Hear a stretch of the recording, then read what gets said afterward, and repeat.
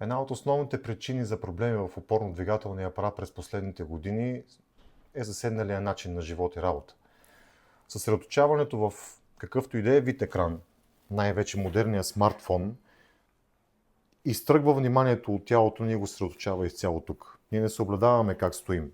Често докато използваме смартфон сме в ето тази поза. Докато използваме компютър сме приведени, не си нагласяме екрана и стойката по правилен начин. И часовете прекарани по този начин обикновено водят до проблеми, свързани с стойката.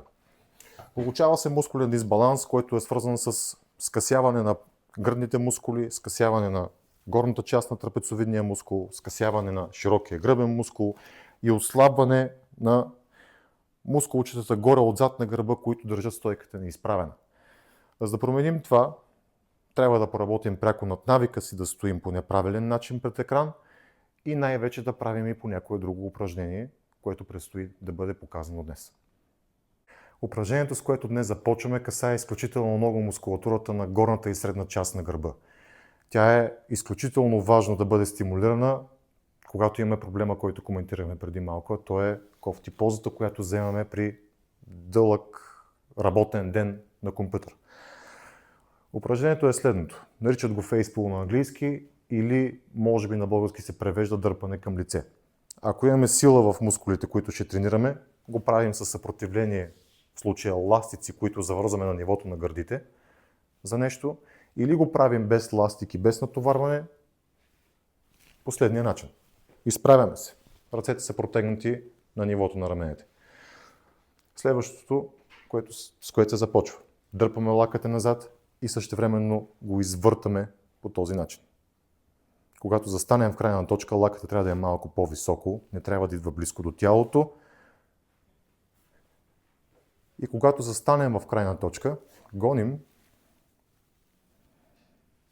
ето това завъртане, шепата да изпревари малко лакътя.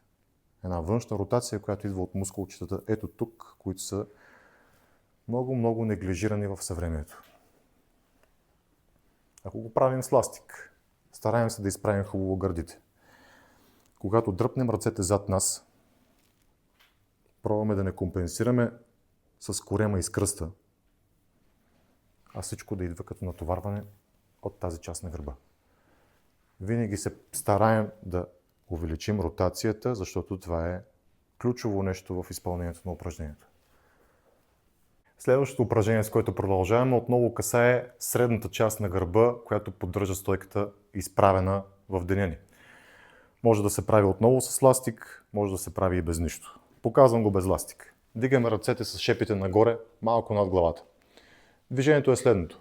Разтваряме си широко лактите навън и стискаме гърба в средата. Държим шепите обърнати нагоре. През цялото време се стараем да усетим средната част на гърба, разтваряйки и събирайки я.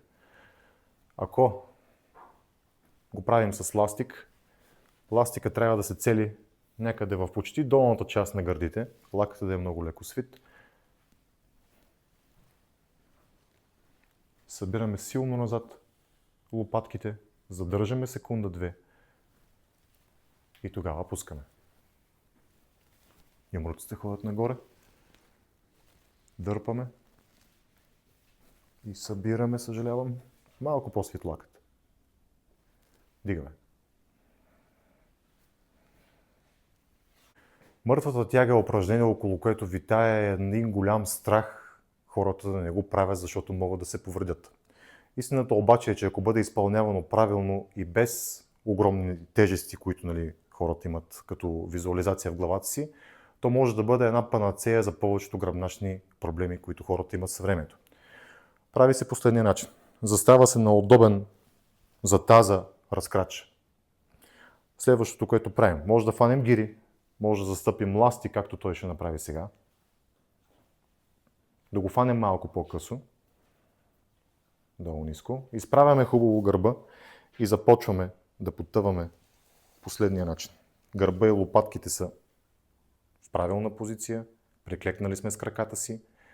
Натискайки краката в земята, стискайки гърба, се изправяме. Изпълнява се бавно, не се бърза и се стараем гърба да не колабира, а да стои прав. По възможност главата нека гледа където гледат и гърдите, за да е прав врата. И вече всичко е наред. Потъваме бавно, максимално дълбоко с таза надолу.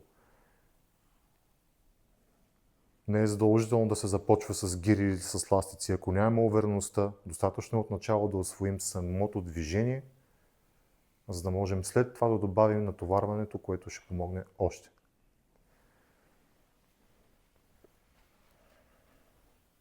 Преди да започнем да потъваме надолу, е важно да го направим с поет в дроба въздух.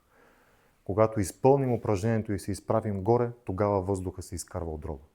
Винаги е по-добре за стабилността. Продължаваме с упражнение за коремния мускул, който е всъщност един изключително важен елемент от правилната стойка на човешкото тяло. Правим така наречения планк, който е изключително досадно упражнение за някои хора и на мен е любопитно да видя групата днес как би го изпълнила. Заповядайте!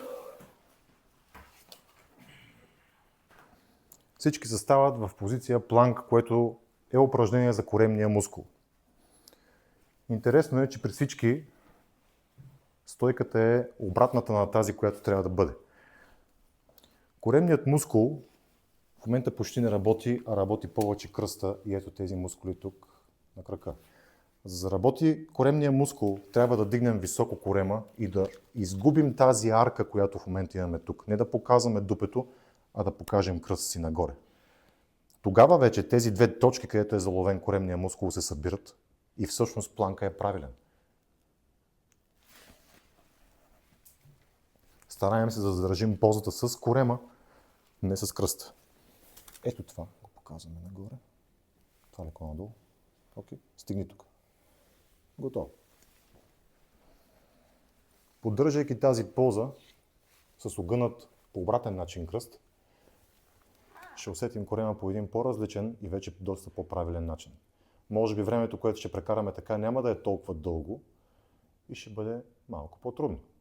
Като за финал в нашите групови тренировки, посветени на заседналия ни начин на живот, правим едно последно упражнение за корем, което обаче касае страничните ни коремни мускули, косите коремни мускули. Страничен планк, който отново искам да видя желаеща в групата как биха го направили и как биха си ангажирали правилно страничните мускули, за които говорим. Добре, да речем, че можем да подобрим нещата. Горния крак го слагаме пред долния, за да ни бъде малко повече опорен. Тя е застанала правилно с ръчичката.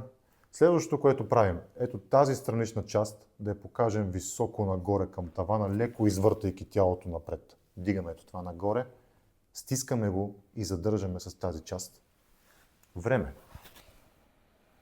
Ако така ни е скучно, можем да добавим и лека динамика. Отпускаме тази част надолу към постелката, без да бутаме много с ръка, стискаме тази мускулатура и дигаме кръста високо нагоре, активирайки силно страничните мускули.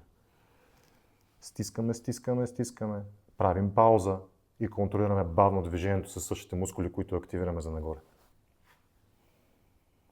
Изтласкваме високо, правим лека пауза и пускаме. Това работи по-добре. През последните 13 години с моите колеги ортопед-травматолози наблюдаваме кои са основните причини, които водят до проблеми в опорно-двигателния апарат. Базирано на този опит, разработихме тези специфични програми, които са медицински обосновани. И именно това съм ви подготвил тук, в нашите групови тренировки.